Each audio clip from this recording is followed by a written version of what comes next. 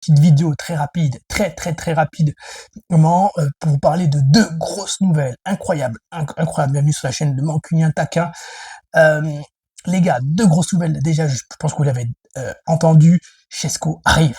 Šeško arrive. Ça y est, Manchester United a gagné la bataille contre Newcastle. Šeško préfère le projet de Manchester United. Šeško devrait normalement être un joueur de Manchester United. Écoutez, c'est une bonne nouvelle. Manchester United recherchait un attaquant. Sur le marché des attaquants, à part les attaquants de potentiellement du niveau mondial, il n'y en a pas beaucoup.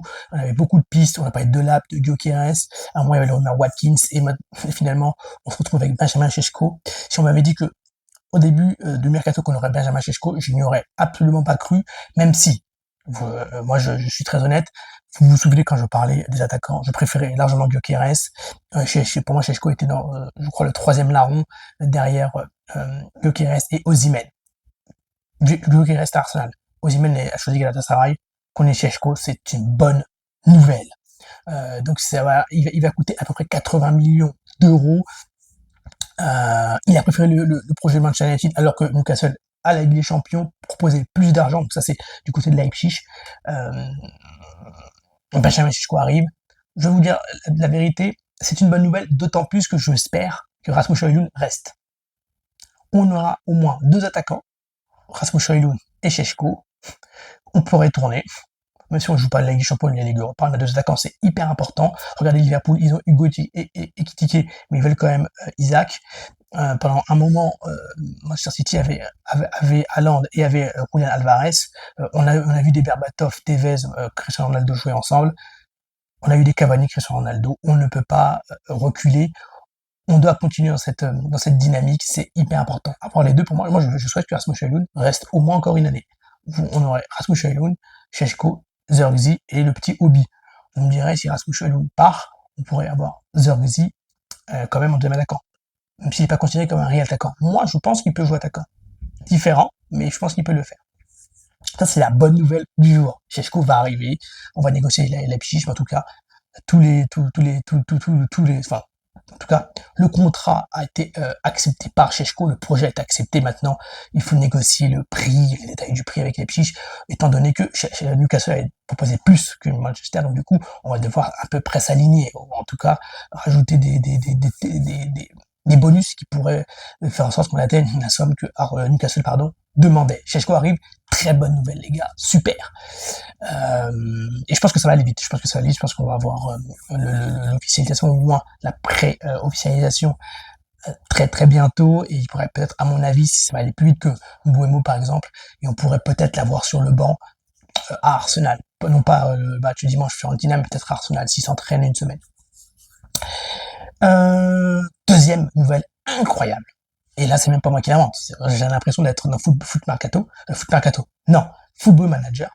D'un Football Manager à l'époque. Manchester United, d'après les sources officielles, Manchester United s'intéresse à bas les bas. C'est pas un truc justement de foot mercato, de mytho, je sais pas quoi. Manchester United veut un milieu de terrain. Après la réussite des discussions pour Šeško, Manchester United veut un milieu de terrain, et ce milieu de terrain, c'est bas les bas. Alors, j'ai vu cette news, honnêtement, j'ai cru que c'était une dinguerie. Franchement, si Manchester United fait bas les bas, après Šeško, je suis très confiant pour la saison. Quand je dis très confiant, je dis d'être champion, on va les 3 premiers. Je dis qu'on va être bien. Au moins, on va s'asseoir, on va être bien. On va être bien. Manchester United a appelé Brighton. Il se renseigne. Il veut faire une offre pour bas les bas. Bon. D'après les sources. Donc, c'est Zia Ketik qui le dit. Donc, c'est une très bonne source. Donc, Manchester veut un milieu de terrain. Ce milieu de terrain est ciblé, c'est bas les bas. Ceci dit, Manchester United reconnaît que ce potentiel transfert est très compliqué, étant donné que Brighton ne veut pas le vendre, et si quelqu'un l'approche, il veut mettre un prix élevé. Mais, comme vous l'avez constaté, ce marché des transferts, cette année, est particulier. C'est vraiment unique, j'ai l'impression, notamment en première ligue. Liverpool est allé très fort, et c'est pas souvent qu'ils le font. Arsenal sont allés très fort, et c'est pas fini. Liverpool non plus, ils sont sur Isaac, et Arsenal cherche à faire aisé, donc c'est très fort. Vous savez très bien que Manchester City, c'est pas non plus terminé. Ils ont déjà commencé très fort. Entre le marché d'hiver, en janvier, et ce marché-là. Très fort. Newcastle, ils ont beaucoup d'argent, même s'ils ont eu beaucoup de refus. Vous voulez Mbeumo, il voulait Ekitike, il voulait Isaac, pardon, il voulait Sheshko, ils ont de l'argent, ils ont de quoi faire.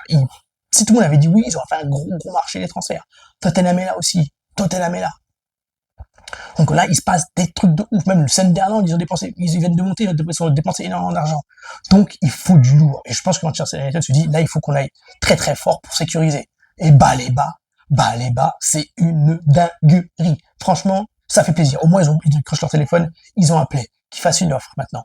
C'est vraiment, franchement, c'est une bonne nouvelle. Mais, ceci dit, faut pas trop qu'on s'excite. Mais, c'est quand même bizarre que cette info sorte. Parce que, il aurait pu ne pas la sortir, l'info, en vrai. Parce que là, si l'info sort, ça donne de l'espoir, ça me donne de l'espoir, ça vous donne de l'espoir, ça nous donne tous ensemble de l'espoir. Comme pour Sheshko. Quand vous l'avez entendu depuis quelques jours, Sheshko, ça allait se faire. C'était bizarre que Manchester United sorte. Et en fait, s'ils étaient quasiment sûrs de l'avoir. Est-ce que Baleba, c'est dans le même principe? Je ne crois pas, mais en tout cas, je pense que si l'info sort, c'est que s'il y a du sérieux. Après, si Baleba fait en mode Sheshko, je veux venir, il commence à vouloir venir, lui dire à Brighton, je veux y aller, ça va être une autre histoire. Après, il y a aussi l'histoire du prix. Et je pense que vous connaissez Brighton. Hein. Brighton, on a du McAllister, Caicedo, ils savent vendre. Hein. Ils savent vendre et quand ils vendent au prix fort. Donc voilà, très très bonne news. Il y a Sheshko qui vient. Fantastique, un attaquant, très bon attaquant. On va voir comment il va pouvoir s'intégrer. Et le cas Baleba, un milieu de terrain. Franchement, mais j'avais fait le cas Baleba. C'était parce que suite au propos de Rio Ferdinand.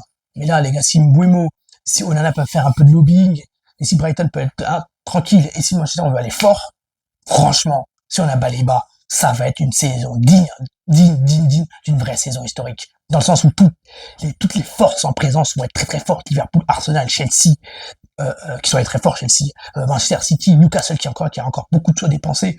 Donc, Tottenham, Brighton, Baleba. Sheshko vient, et on est sur les côtes de Baleba. On lâche rien.